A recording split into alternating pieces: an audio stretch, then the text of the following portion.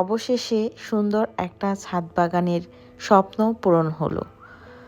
আমরা মানুষের কাছ থেকে এটা সেটা চেয়ে খেতে পছন্দ করি, কিন্তু নিজের জোগান নিজে দিব সেটা পছন্দ করি না।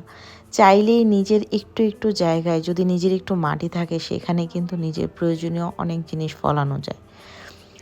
আজকে আপনাদের এই ছাদ বাগানটা আমি ঘুরে দেখাবো। দেখুন, এখানে কিন্তু অনেকগুলো সুন্দর সুন্দর টমেটো হয়েছে। আর ছাদ বাগানের সবচেয়ে সুন্দর অংশটা হচ্ছে একটা সুন্দর সুইমিং পুল। যদিও সুইমিং পুলে পানি নেই, কারণ এই সুইমিং পুলটা আসলে ব্যবহার করা হয় না, যার জন্য পানি কম থাকে। আর এখানে সুন্দর সুন্দর কিছু ফুলের গাছ আছে। কত রকমের গাছ যে এই ছাদ বাগানে আছে, এটা আপনাদেরকে যদি আমি ঘুরে দেখাতে পারি পুরোটা, তাহলে হয়তো কিছুটা আন্দাজ দিতে পারবো। তো চলেন একটু একটু করে সব কিছু আপনাদের সাথে শেয়ার করব। এমন কোনো ফল নেই যে এই ছাদ বাগানে নেই। যে এই ছাদ বাগানটা করেছে নিঃসন্দেহে সেই শৌখিন একজন মানুষ। এখানে কিছু পেঁয়াজ কলি দেওয়া আছে, চাইলেই কিন্তু নিজের প্রয়োজনীয় পেঁয়াজটুকু এখানে উৎপাদন হচ্ছে, এটা বোঝাই যাচ্ছে।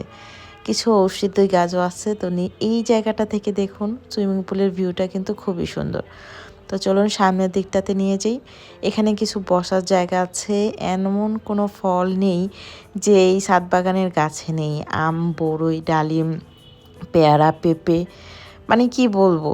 তো এখানে দেখেন সুন্দর একটা ডালিম গাছ আছে, তারপর আরও অনেক ধরনের ফলের গাছ আছে এখানে। ডালিম গাছটা তো আমার অনেক বেশি পছন্দ হয়েছে। আর এই যে দেখেন থোকায় থোকায় বড়ই ধরে আছে, গাছের বড়িগুলো কিন্তু খুব সুন্দর। আর হ্যাঁ, আগেই বলে নিই, আমি কিন্তু এই ছাদ বাগানের মালিক না। আমাদের যেই বাড়ির মালিক যিনি, ছাদ বাগানটা ওনার পরিকল্পনায় করা। দেখুন এখানে কিছু বিলাতে ধনিয়া পাতার গাছও আছে। আসলে আমি এই ছাদ বাগানটা যত দেখছিলাম অবাক হচ্ছিলাম। গ্রামে আমাদের একর একর জায়গা, সেগুলো রেখে আমরা আসলে কিছুই করতে পারি না, কিন্তু দেখুন মানুষের ইচ্ছা থাকলে সবই সম্ভব। এই গাছটাতে সারা বছর আম ধরে এবং ওনারা এই গাছ থেকে প্রচুর পরিমাণ আম খান। আমাদের কেয়ারটেকার মামা আমাদেরকে বলছিলেন যে এখান থেকে ওনারা প্রায়ই 5-6 মনের মতো পেঁপে খেয়েছেন।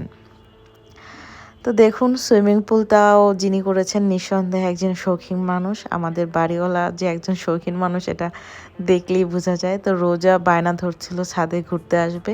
আসলে ছাদটা যত সুন্দর, বায়না ধরারই কথা।